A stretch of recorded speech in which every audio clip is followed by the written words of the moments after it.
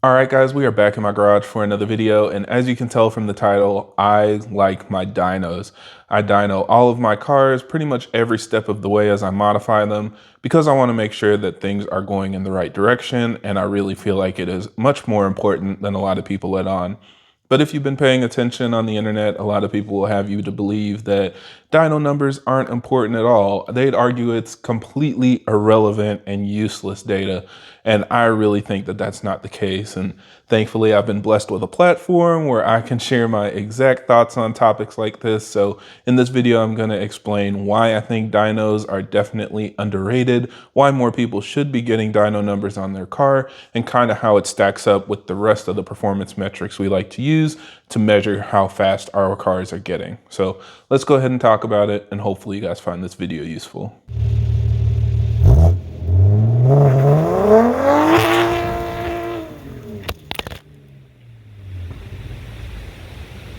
Now, as always, for everybody that's new to the channel, I create these videos to help keep you updated on the latest developments in our community, as well as discuss technical topics so that we have a better understanding of how our engines work. So if you're interested in more videos like that, be sure to subscribe because there will be a lot more coming out in the future. So to keep things simple in this video, I'm going to try to split everything up into 3 different categories. So the first one is going to be dyno numbers, which is exactly what the name entails, getting on a dyno and getting numbers to measure your car's performance. Then we're going to talk about Dragy numbers, which relates to kind of the rolling performance of a car. A Dragy is the tool that I use to measure the rolling performance. Every time you see me post that data, a Dragy is what I'm using. And for people that use miles per hour or the imperial system, it goes from 60 to 130 miles an hour. Or if you use the metric system, it measures acceleration from 100 to 200 kilometers per hour. So there are a couple different ways that that can be broken down, but that's kind of the general idea, starting from a rolling start and accelerating to a set speed.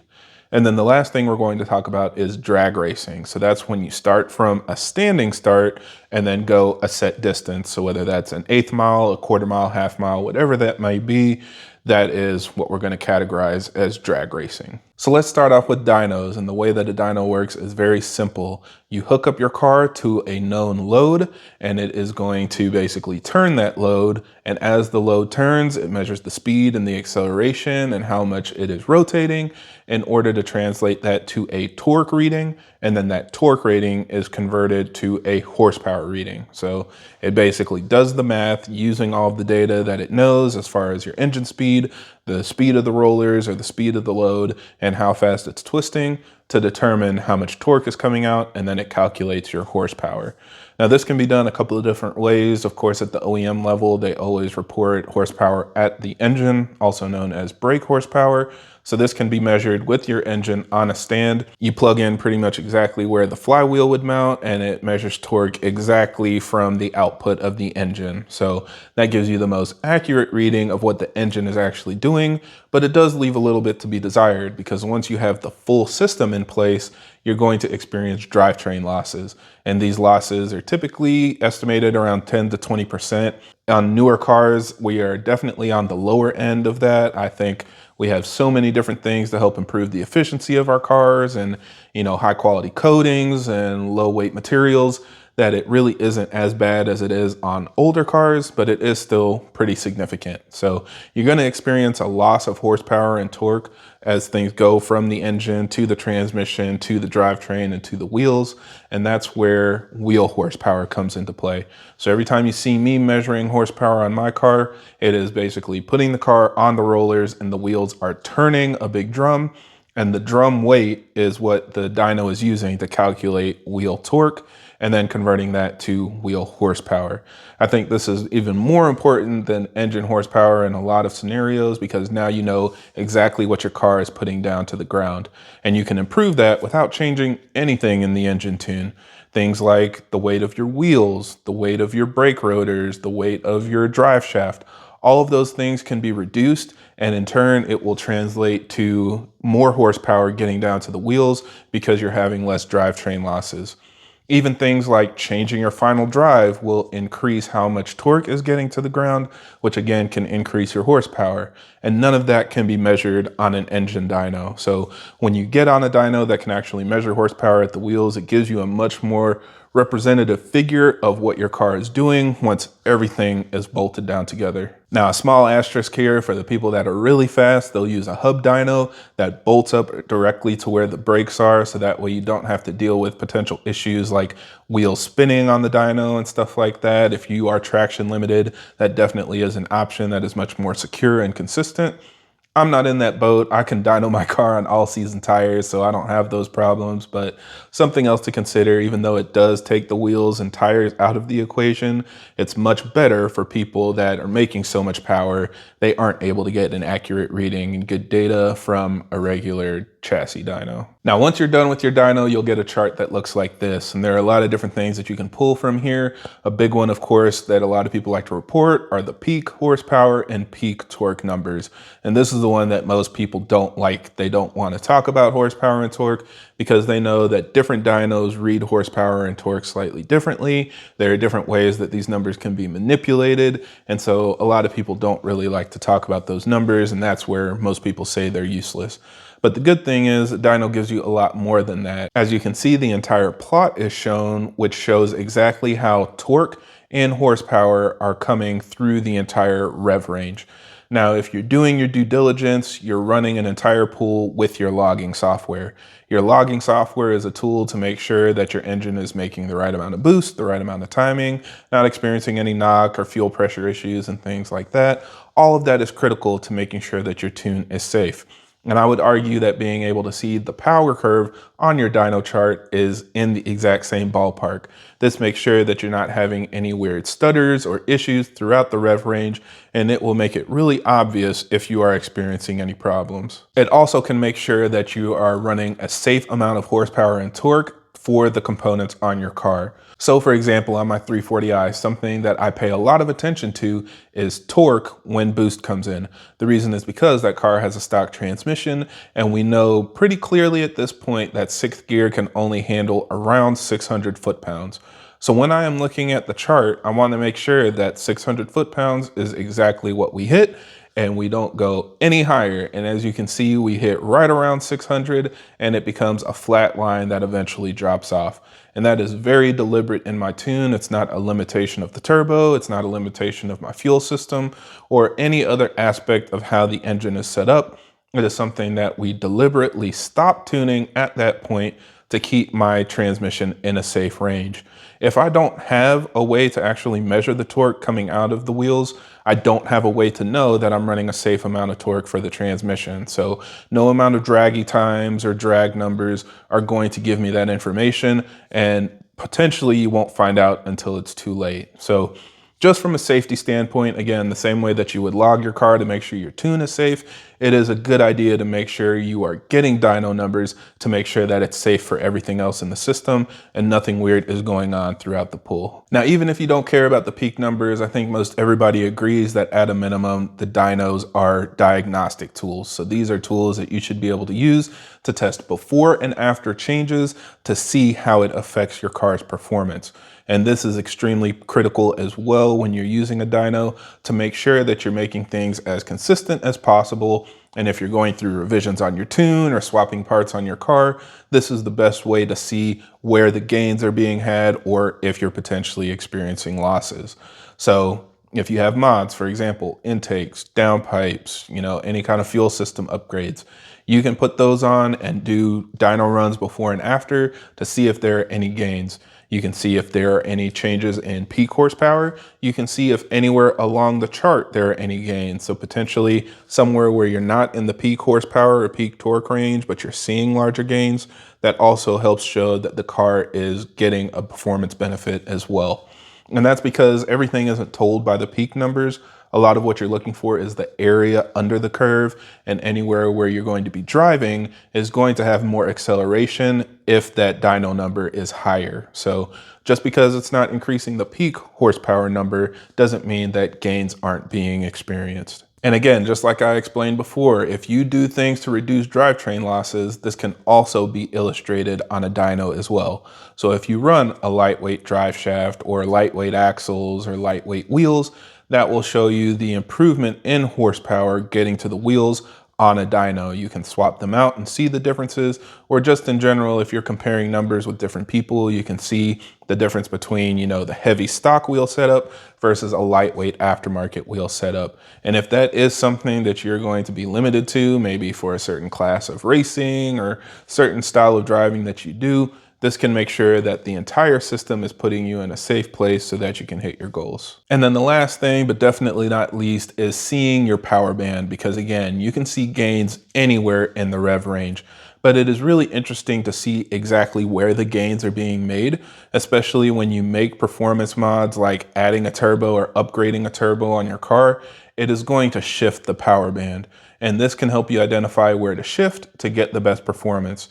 Now, sure, you can test this over and over while you're driving around, but it's actually really easy to see on a dyno chart, because if you know how much your RPMs drop during a shift, you can verify exactly where that optimal rev range is so that you shift at the exact correct point every time.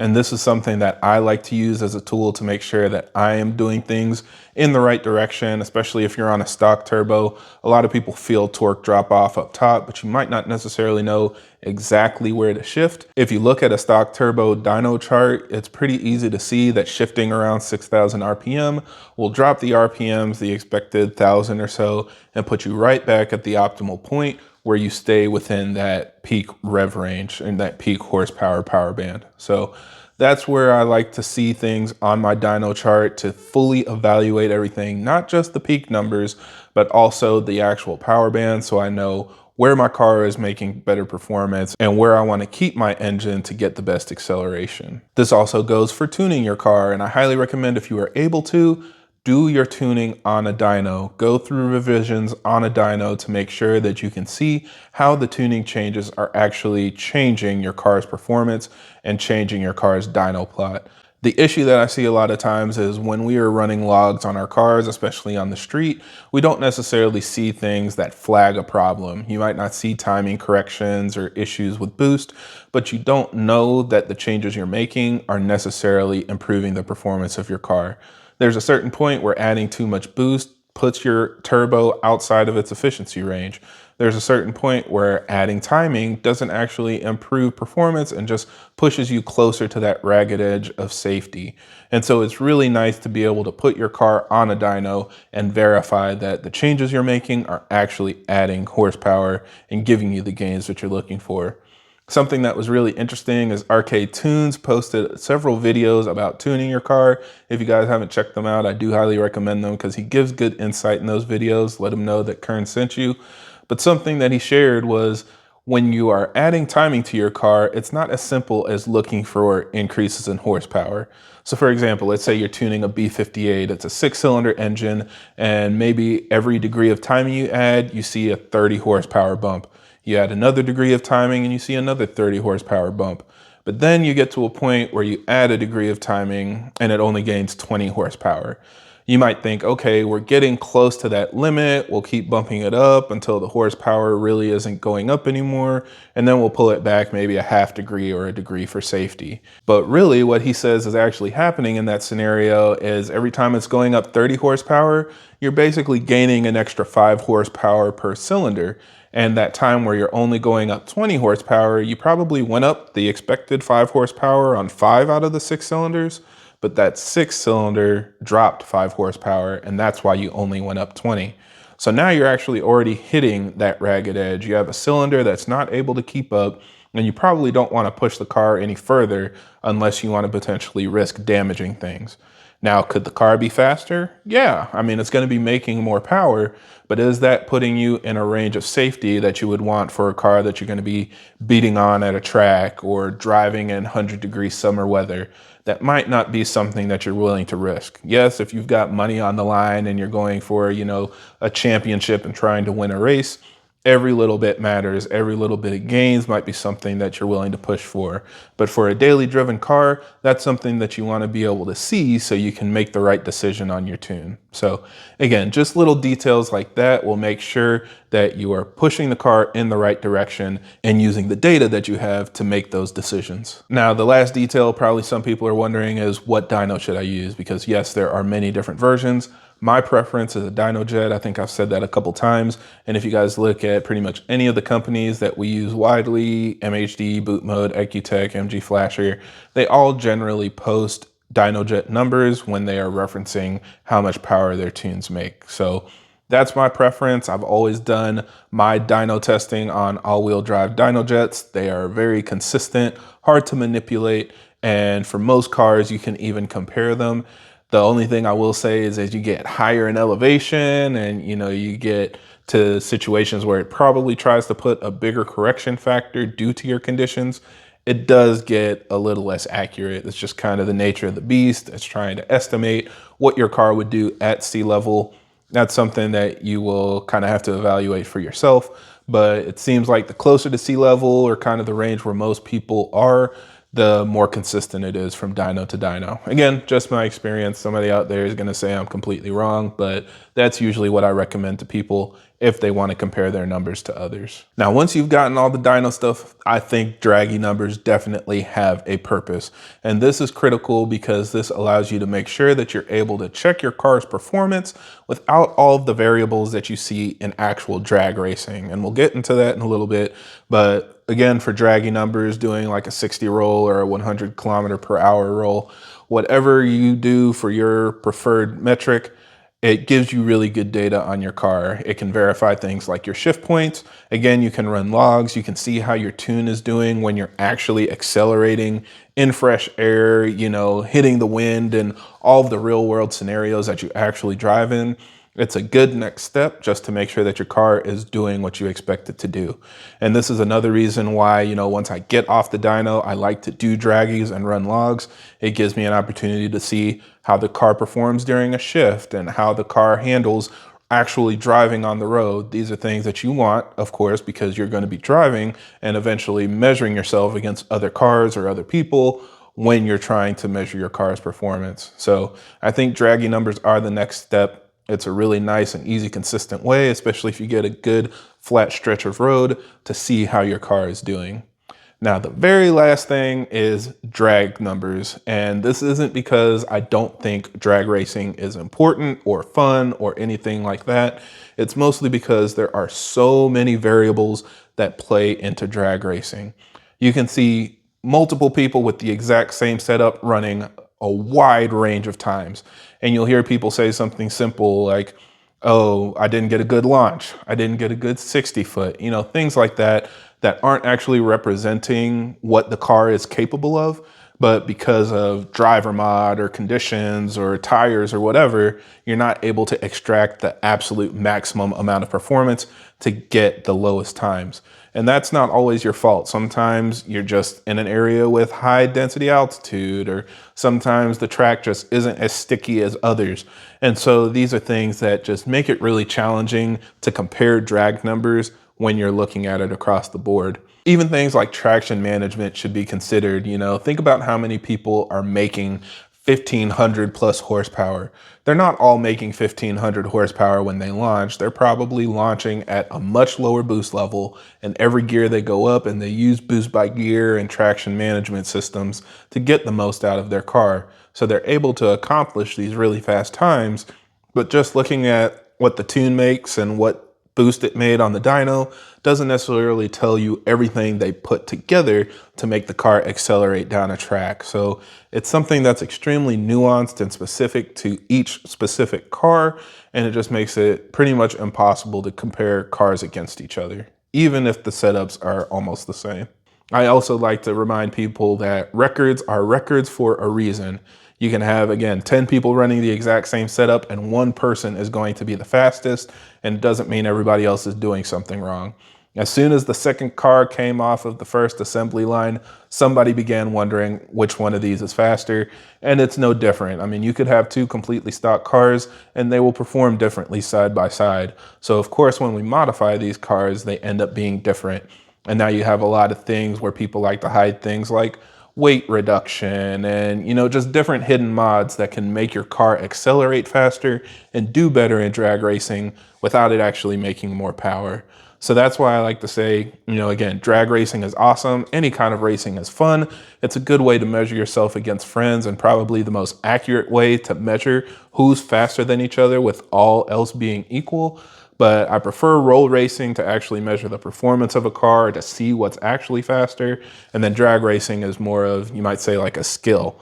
If you have the driver mod and the perfect setup of your car's suspension and wheels and tires, and you get a good launch and all of the stars align, that's when you're able to really make some magic happen. So hard to really compare and say who's better than who as far as tunes and cars and setups and turbos and stuff like that because of all those variables.